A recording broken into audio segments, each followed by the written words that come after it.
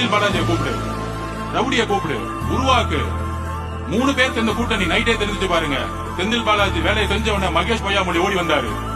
மகேஷ் பொய்யாமொழி ஓடி வந்த உடனே காலையில உதயநிதி வந்துட்டாரு. ஏன்? இதுதான் நம்ம பிரச்சாரத்தை முடக்கக்கூடிய மிகப்பெரிய ஆயுதமா அவங்க கையில் எடுத்தாங்க. அந்த பிரச்சாரம் முன்னரும் இன்னொரு 32 மாவட்டம் நடந்திருந்தா எவ்வளவு பெரிய எழுச்சிகள். ஆனால் அவங்க பண்ணது பெரிய தப்பு என்ன தெரியுமா?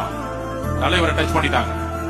அந்த கரூர் மக்கள் ஒருத்தர் கூட தலைவரை ஒரு இடத்துல கூட வந்து மனசு வந்து திட்டல. இதுதான் தமிழக மக்களுடைய உணர்ச்சி.